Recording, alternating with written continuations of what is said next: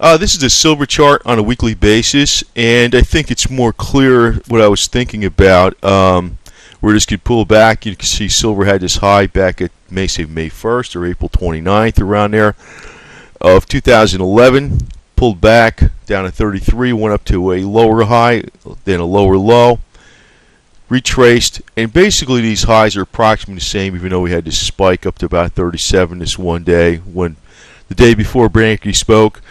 And this can be considered a double top.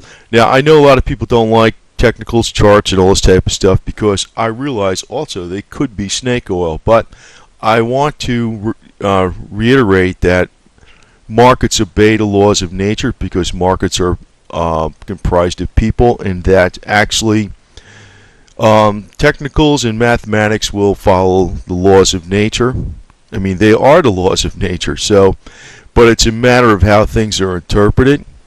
And a lot of times you could take statistics or technicals and come up with 10 different conclusions, invalidate 10 different conclusions 50 different ways, and it can look like a great valid argument, but they all those outcomes can't be true.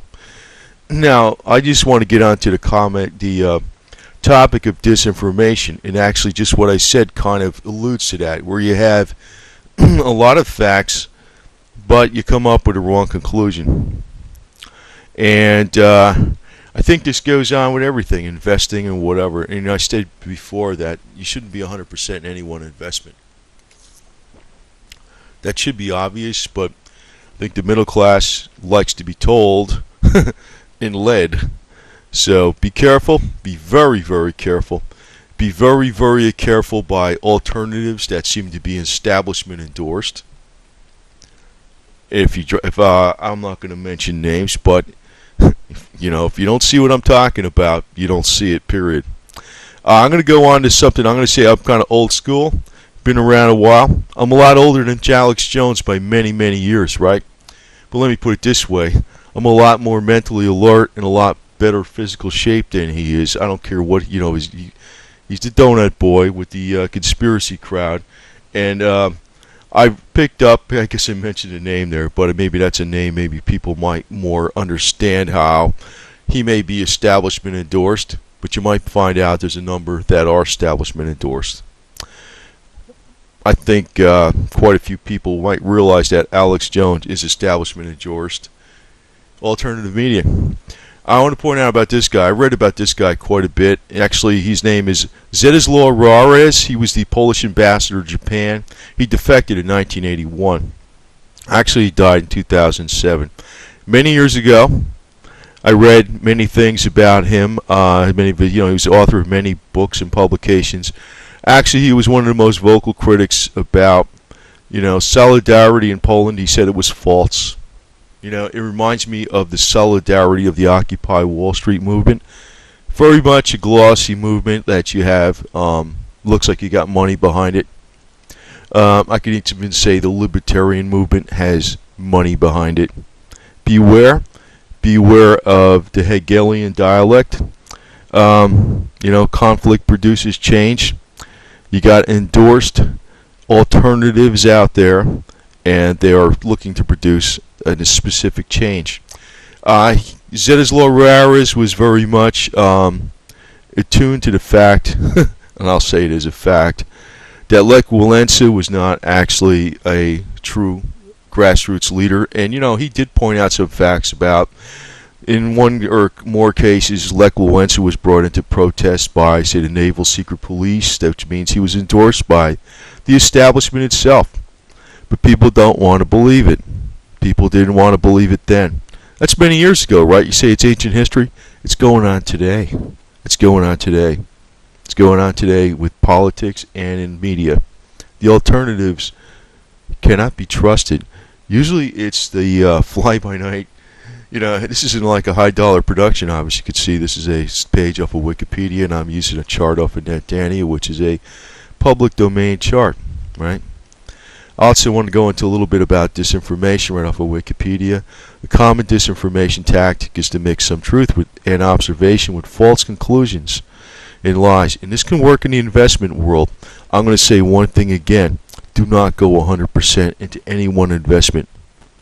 Even the people that were 100% into real estate, that were into those markets for decades, they sure blew it, didn't they?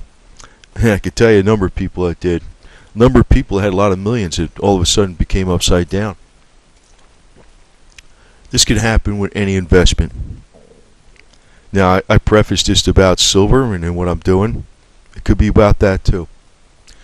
Beware. I think it may be the ultimate middle class trap. So, anyway, I'll probably go on to a few more things later on at some point in time. But I don't know. I've realized that some people that are alternative are 100% establishment endorsed, so beware. I also want to point out about another ultra-conservative type thing, you might call it, but it's not really ultra-conservative, very common sense. Major Anatoly Golitsyn, another guy that points out about disinformation and about the West and different things like that.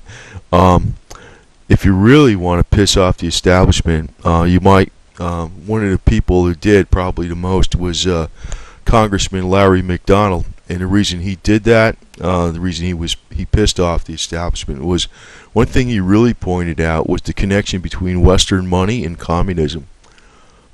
There was a major connection. You'll never see a political candidate say too much about that. They might say gold is money, but they won't reveal just how much communism is actually connected to Western money. So, I also want to point out that one thing Golitsyn says, that at one point in time what they plan to do is to introduce modified form of communism into the United States with a human face, as an alternative to capitalism, which, quote, does not work, quote unquote. And a lot of people are kind of buying into that with the Occupy Wall Street movement and stuff like that. And you can see the Russia Today spiel with the voice of reason and all that stuff, and the middle class is buying it hook, line, and sinker. I do like what he said many years ago. Zedislaw Rares, he's deceased in 2007, but when he was alive, he was stating the unpopular opinion about solidarity in Poland, and I think he very much knew he had a position to know exactly what was going on as being an ambassador for Poland. This was many years ago.